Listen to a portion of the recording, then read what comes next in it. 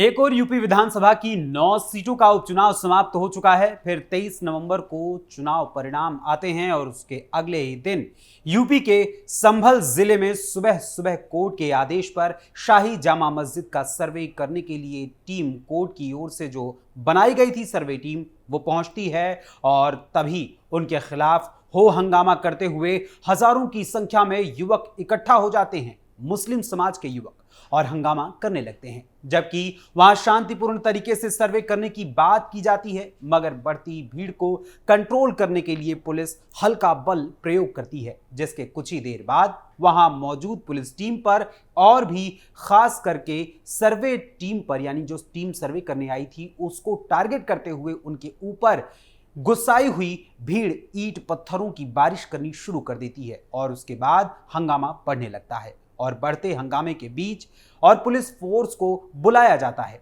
मगर वहां हजारों की संख्या में मौजूद मुस्लिम समाज की भीड़ में कुछ उपद्रवी पत्थरबाजी और तेज कर देते हैं और साथ ही आसपास मौजूद गाड़ियों को पेट्रोल डीजल डालकर आग के हवाले कर देते हैं और सर्वे टीम को निशाना बनाने का प्रयास भी किया जाता है। जिसके बाद पुलिस उपद्रवियों से निपटने के लिए लाठियां बरसानी शुरू करती है उनके ऊपर और फिर आंसू गैस के गोले भी दागे जाते हैं, मगर तभी उपद्रवी तत्वों की ओर से फायरिंग भी की जाती है, जिसके जवाब में पुलिस की ओर से उन्हें डराने के लिए फायरिंग की जाती है और फिर पहले 2 फिर 3 और उसके बाद 4 लोगों की मौत की खबर सामने आती है। और इस बवाल के साथ शुरू होती है विपक्ष की राजनीति, जिसमें साफ तौर पर कैसे साजिश नजर आ रही है और इस पूरे मामले में असली दोषी कौन है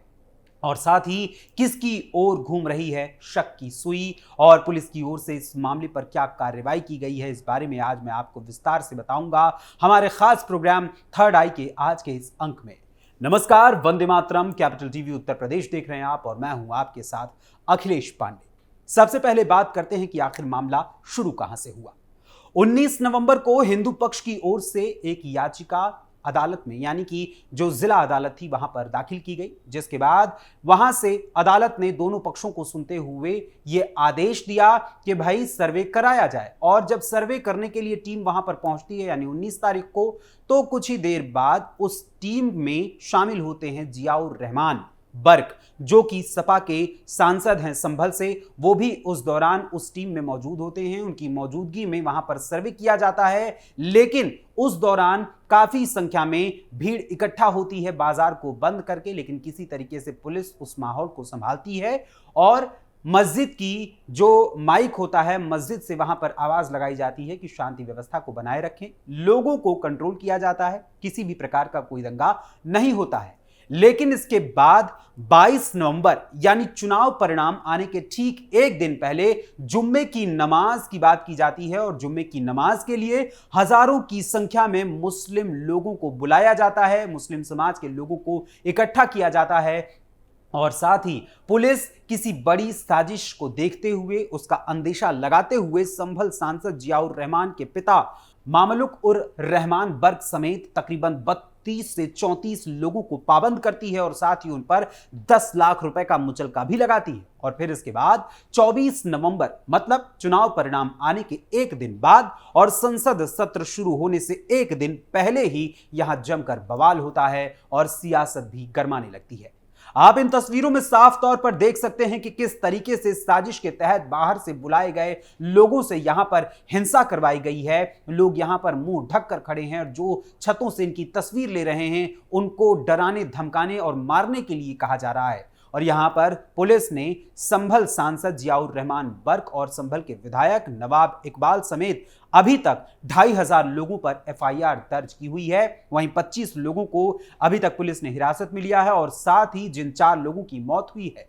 उनके बारे में पुलिस का कहना है कि उन्हें पुलिस की गोली से नहीं बल्कि तमंचे की गोली की वजह से उन्हें जो घात हुआ उसकी वजह से उन्हें मौत हासिल हुई है। इसके साथ ही शाही जामा मस्जिद के सदर जफर अली को भी पुलिस ने हिरासत में ले लिया है, जिन्होंने एक प्रेस कॉन्फ्रेंस कर लोगों को भड़काने की कोशिश की और आरोप लगाया कि मस्जिद के हौज से सीओ ने पानी निकलवाया। ये पानी बहकर जब मस्जिद के बाहर आया तो भीड़ इकट्ठा हुई। सीओ से पूछा तो उन्होंने गाली दी, लाठी चलाई, धमकाया कि ज्यादा सवाल जवाब करोगे तो ठोक दूंगा।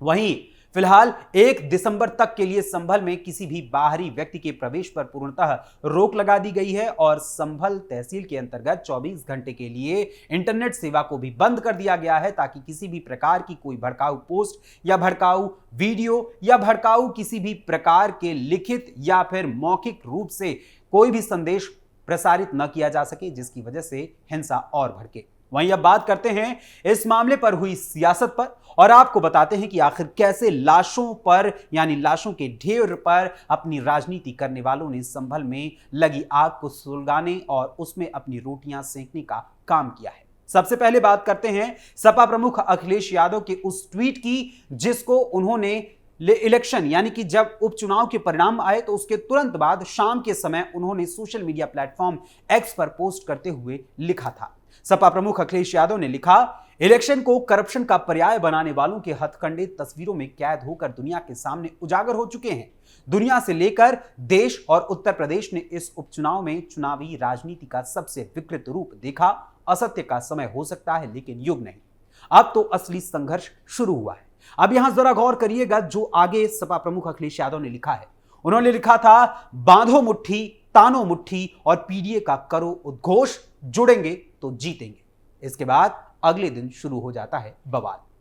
वहीं संभल हिंसा को लेकर अखिलेश यादव ने एक और ट्वीट किया। संभल में उन्होंने जो हिंसा हुई है उसको लेकर लिखा कि संभल में शांति की अपील के साथ ही यह भी अपील है कि कोई भी इंसाफ की उम्मीद न छोड़े। नाइंसाफी का हुक्म ज्यादा दिन नहीं चलता, सरकार बदलेगी और न्याय का युग आएगा। यानी कि अभी से ही 2027 को लेकर जो चुनाव आज से 2.5 साल बाद होने हैं, उससे 2.5 साल पहले ही 2027 से 2.5 साल पहले ही यहां संभल में आग लगाने की कोशिश की जा रही है और यह कहा जा रहा है कि सरकार को हम बदल देंगे। इसके अलावा अब हम बात करते हैं एक और ट्वीट की। कांग्रेस सांसद राहुल गांधी ने एक्स पर संभल हिंसा को लेकर ट्वीट करते हुए लिखा कि संभल उत्तर प्रदेश में हालिया विवाद पर राज्य सरकार का पक्षपात और जल्दबाजी भरा रवैया बेहद दुर्भाग्यपूर्ण है। हिंसा और फायरिंग में जिन्होंने अपनों को खोया है उनके प्रति मेरी गहरी संवेदनाएं हैं। प्रशासन द्वारा बिना सभी पक्षों को सुने और असंवेदनशीलता से की गई कार्रवाई ने माहौल को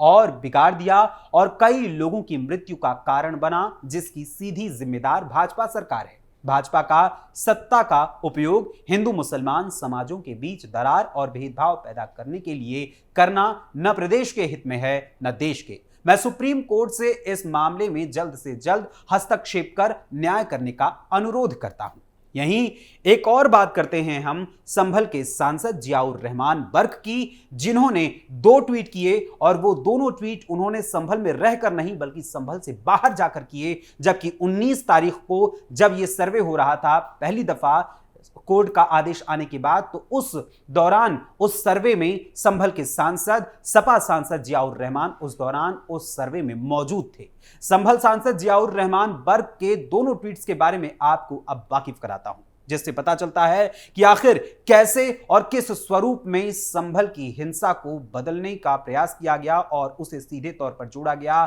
संसद के उस सत्र से जिसमें कई अहम फैसलों पर चर्चा होनी थी और साथ ही कई अहम कानूनों को बनाने के लिए अंतिम निर्णय लिया जाना था, जिसमें एक शामिल है वक्फ बोर्ड के लिए वक्फ संशोधन अधिनियम।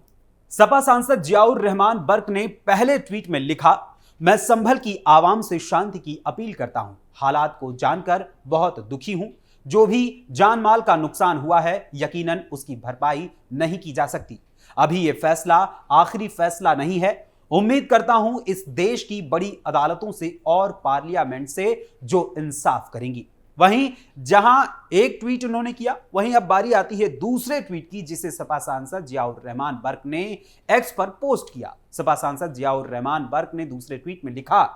अल्लाह की अदालत से कोई नहीं बच पाएगा। मैं कल रात ही बंगलोर में all India Muslim personal law board की मीटिंग में आया था। जैसे ही हालात की खबर मिली वापस आ रहा हूं। कल को पार्लियामेंट में पुलिस ने जो बर्बरता की है उसके खिलाफ आवाज उठाऊंगा और जल्द ही अपने लोगों के बीच में आऊंगा। जियाउर रहमान जब संभल में ऐसी परिस्थितियां बन रही है, वहां पर हिंसा हो रही है, तो वहां से दूर हटकर बेंगलोर में जाकर उस मीटिंग का हिस्सा बनने की कोशिश करते हैं जिसमें यह प्लानिंग की जाती है कि किस तरीके से हमें संसद में उस बिल को रोकना है जिस बिल पर अहम फैसला होने वाला है इस बार के शीतकालीन सत्र में, जिस पर जेपीसी ने अपनी मुहर लगा दी है और जेपीसी ने उसमें कई संशोधनों का भी उसमें जिक्र किया है और बात कही है। इसके अलावा अब अखिलेश यादव की बात करते हैं, क्योंकि अखिलेश यादव ने जियाउर रहमान बर्क को जिस तरीके से उनके ऊपर एफआईआर दर्ज की गई है और संभल के विधायक के बेटे के ऊपर भी जो एफआईआर दर्ज की गई है